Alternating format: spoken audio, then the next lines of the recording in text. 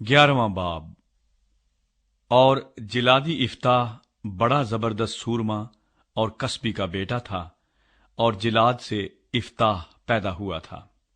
और जिलाद की बीवी के भी उससे बेटे हुए, और जब उसकी बीवी के बेटे बड़े हुए तो उन्होंने इफ्ताह को ये कहकर निकाल दिया कि हमारे बाप के घर में तुझे कोई मीरास नहीं मिलेगी, क्योंकि तू गैर औरत का बेटा है।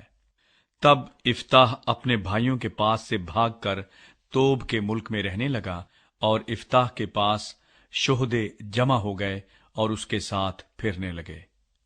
और कुछ अरसे के बाद बनी अमून ने बनी इसराइल से जंग छेड़ दी। और जब बनी अमून बनी इसराइल से लड़ने लगे तो जिलादी बुजुर्ग चले कि इफ्ताह को तोब के मुल्क से ले आए। सो वो इफ्ताह से कहने लगे कि तू चल कर हमारा सरदार हो, ताकि हम बनी अमून से लड़ें।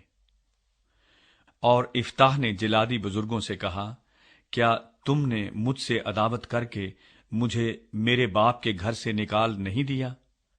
सो अब जो तुम मुसीबत में पड़ गए हो तो मेरे पास क्यों आए? जिलादी बुजुर्गों ने इफ्ताह से कहा कि अब हमने फिर इसलिए तेरी तरफ रुख किया है कि तू हमारे साथ चलकर बनी अम्मून से जंग करे, और तू ही जिलाद के सब बाशिंदों पर हमारा हाकिम होगा। और इफ्ताह ने जिलादी बुजुर्गों से कहा, अगर तुम मुझे बनी अम्मून से लड़ने को मेरे घर ले चलो और खुदावंद उनको मेरे हवाले कर दे, तो क्या मैं तुम्हारा हाकिम हूंगा? जिलादी बुजुर्गों ने इफ्ताह को जवाब दिया कि खुदावंद हमारे दरमियान गवाह हो, यकीनन जैसा तूने कहा है हम वैसा ही करेंगे। तब इफ्ताह जिलादी बुजुर्गों के साथ रवाना हुआ, और लोगों ने उसे अपना हाकिम और सरदार बनाया। और इफ्ताह ने मिस्फा में खुदावंद के आगे अपनी सब बातें कह सुनाई।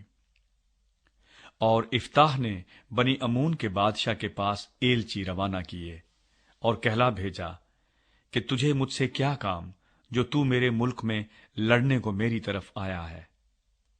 बनी अम्मून के बादशाह ने इफ्ताह के एलचियों को जवाब दिया, इसलिए कि जब इसराइली मिस्र से निकल कर आए तो अरनून से यबूक और यरदन तक जो मेरा मुल्क था उसे उन्होंने छीन लिया। सो अब तू उन इलाकों को सुलह सलामती से मुझे फेर दे। तब इफ्ताह ने फिर एलचियों को बनी अम्मून के बादशाह के पास रवाना किया और ये कहला भेजा कि इफ्ताह यूं कहता है कि इसराइलियों ने ना तो मोआब का मुल्क और ना बनी अम्मून का मुल्क छीना, बल्कि इसराइली जब मिस्र से निकले और बियाबान छानते हुए बहरे कुलजम तक आए और कादिस में पहुंचे, तो इसराइलियों ने अदूम के बादशाह के पास एलची रवाना किए और कहला भेजा कि हमको जरा अपने मुल्क से होकर गुजर जाने दे, लेकिन अदूम का बादशाह न माना। इसी तरह उन्होंने मोआब के बादशाह को कहला भेजा और वो भी राजी न हुआ। चुनाचे इसराइली कादिस में रहे। तब वो बियाबान में होकर चले और अदूम के मुल्क और मोआब के मुल्क के बाहर बाहर चक्कर काट कर मोआब के मुल्क के मशरिक की तरफ आए और अरनून के उस पार डेरे डाले, पर मोआब की सरहद में दाखिल न हुए, इसलिए कि मोआब की सरहद अरनून था। फिर इसराइलियों ने अमूरियों के बादशाह सिहून के पास, जो हसबून का बादशाह था, एलची रवाना किए और इसराइलियों ने उसे कहला भेजा कि हमको जरा इजाजत दे दे कि तेरे मुल्क में से होकर अपनी जगह को चले जाएं। पर सिहून ने इसराइलियों का इतना एतबार न किया कि उनको अपनी सरहद से गुजरने दे, बल्कि सिहून अपने सब लोगों को जमा करके यहस में खैमाजन हुआ और इसराइलियों से लड़ा। और खुदावंद इसराइलियों के खुदा ने सिहून और उसके सारे लश्कर को इसराइलियों के हाथ में कर दिया और उन्होंने उनको मार लिया। सो इसराइलियों ने अमूरियों के जो वहां के बाशिंदे थे सारे मुल्क पर कब्जा कर लिया, और वो अरनून से यब्बूक तक और बियाबान से यरदन तक अमूरियों की सब सरहदों पर काबिज हो गए। पस खुदावंद इसराइल के खुदा ने अमूरियों को उनके मुल्क से अपनी कौम इसराइल के सामने से खारिज किया। सो क्या تو اب اس پر قبضہ کرنے پائے گا؟ کیا جو کچھ تیرا دیوتا کموس تجھے قبضہ کرنے کو دے تو اس پر قبضہ نہ کرے گا؟ پس جس جس کو خداوند ہمارے خدا نے ہمارے سامنے سے خارج کر دیا ہے، ہم بھی ان کے ملک پر قبضہ کریں گے۔ اور کیا تو صفور کے بیٹے بلک سے، جو مواب کا بادشاہ تھا، کچھ بہتر ہے؟ کیا اس نے اسرائیلیوں سے کبھی جھگڑا کیا یا کبھی ان سے لڑا؟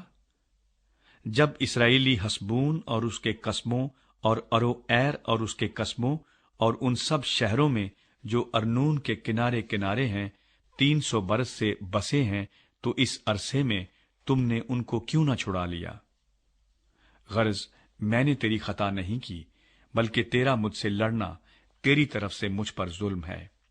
پس خداوند ہی جو منصف ہے، بنی اسرائیل اور بنی امون کے درمیان آج انصاف کرے۔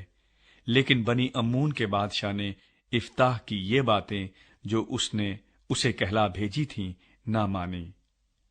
تب خداوند کی روح افتاح پر نازل ہوئی، اور وہ جلاد اور منسی سے گزر کر جلاد کے مصفا میں آیا، اور جلاد کے مصفا سے بنی امون کی طرف چلا۔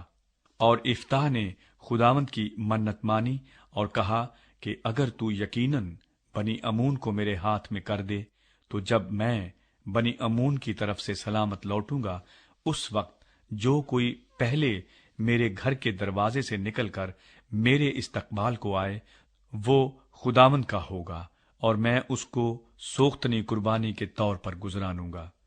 تب افتاح بنی امون کی طرف ان سے لڑنے کو گیا، اور خداوند نے ان کو اس کے ہاتھ میں کر دیا، اور اس نے اروئیر سے منیت تک جو 20 شہر ہیں اور ابیل کرامیم تک بڑی خونریزی کے ساتھ ان کو مارا۔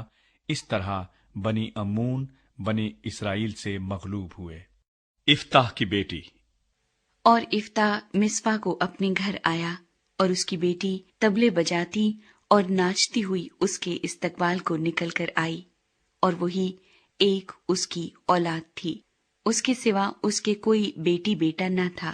جب اس نے اس کو دیکھا تو اپنے کپڑے پھاڑ کر کہا، ہائے میری بیٹی، تو نے مجھے پست کر دیا، اور جو مجھے دکھ دیتے ہیں ان میں سے ایک تو ہے، کیونکہ میں نے خداوند کو زبان دی ہے اور میں پلٹ نہیں سکتا۔ اس نے اس سے کہا، اے میرے باپ، تو نے خداوند کو زبان دی ہے، سو جو کچھ تیرے منہ سے نکلا ہے وہی میرے ساتھ کر، اس لیے کہ خداوند نے تیرے دشمنوں بنی امون سے تیرا انتقام لیا۔ پھر اس نے اپنے باپ سے کہا، میرے لیے اتنا کر دیا جائے کہ 2 مہینے کی مہلت مجھ کو ملے، تاکہ میں جا کر پہاڑوں پر اپنے ہمجولیوں کے ساتھ اپنے کنوارپن پر ماتم کرتی پھروں۔